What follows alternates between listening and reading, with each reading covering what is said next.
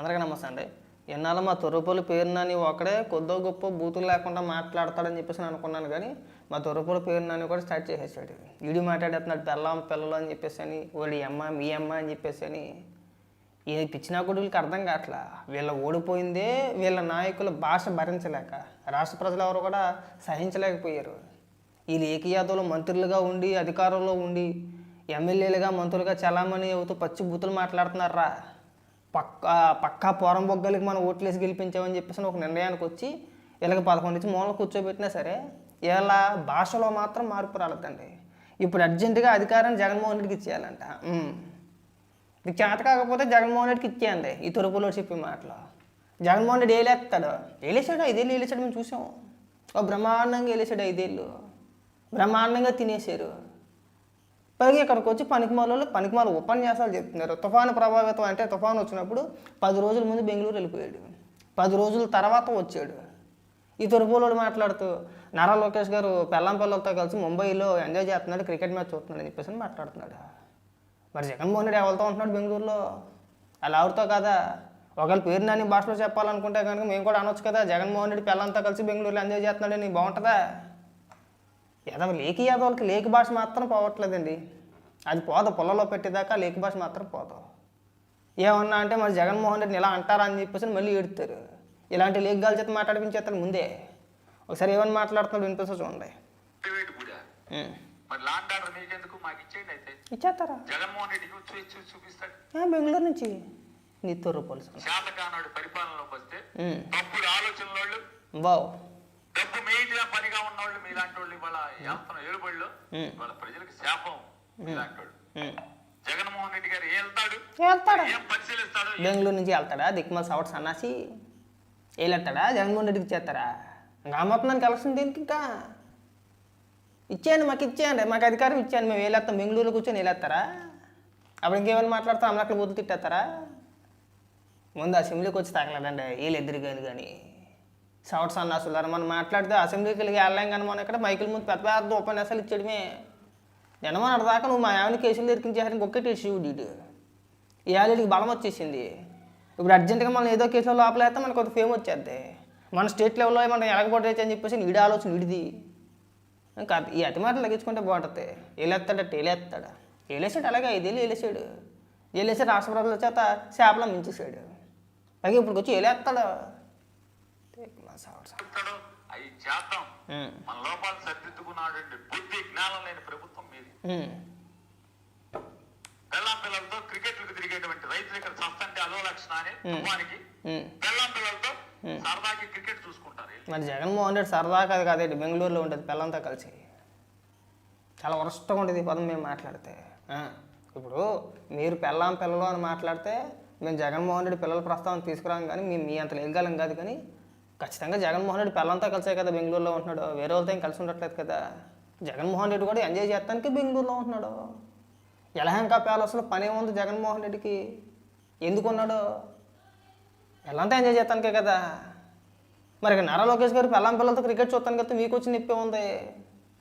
వాళ్ళు తుఫాన్లో ఈ తుఫాన్ వచ్చినప్పుడు మొన్న ఆ 2-3 రోజులు కూడా నిద్రాహారాలు మానేసి దగ్గరుండి రాష్ట్రంలో ఎవరికి ఎలాంటి ఇబ్బంది కలగకూడదు, ఎక్కడ కూడా ప్రాణ నష్టం జరగకూడదు, రాష్ట్ర ప్రజలు ఈ విపత్తు నుంచి బయటపడాలని చెప్పేసి అని చంద్రబాబు నాయుడు గారు, నారా లోకేష్ గారు, పవన్ కళ్యాణ్ గారు ముగ్గురు రాష్ట్రంలో ఉండి ఆ తుఫాను ప్రభావం తగ్గిన తర్వాత రాష్ట్రం విడిచిపెట్టి వెళ్ళారు.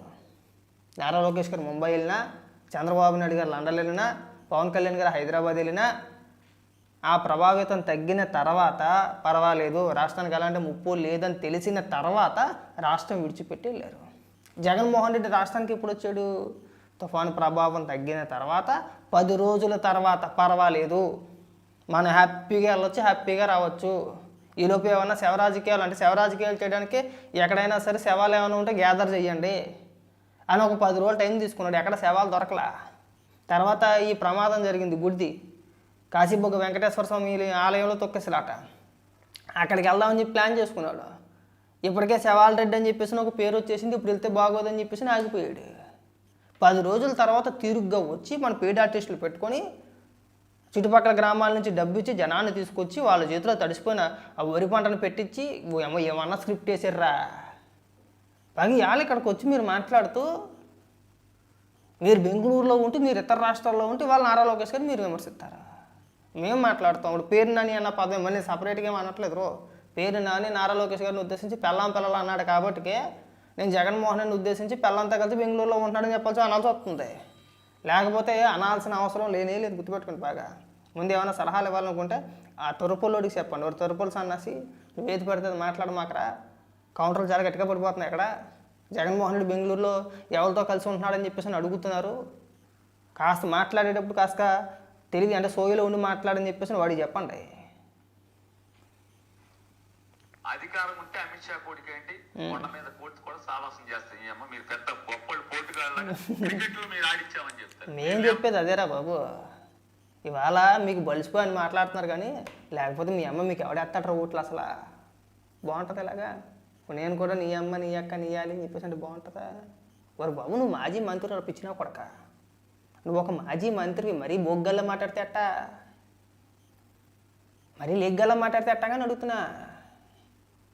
గుడి సైడ్ సన్నాసంలో మాట్లాడుతున్నాడు. మీ అమ్మ మీ అక్క ఏందిరా పిచ్చినా కొడక, నువ్వు ఒక మాజీ మంత్రి అయి ఉండి ఏం భాష అది? ఎదవ అడుక్కు తినే భాష మాత్రం పోలేదు మీ దగ్గర. అది పోదాం. ఈ ఎదవల దగ్గర ఏంటంటే వచ్చిన సమస్య ఏంటంటే ఎంతసేపు మీ అమ్మ నీ అక్క నీయాలి ఆడిపెళ్ళం ఈడిపెళ్ళం, ఈ బేకారీ ఎదవలకి ఈ భాష మాత్రం పోలేదండి. మరి ఆ పుటక ఎంతో లేదంటే ఆ పెంపకమే ఎంతో.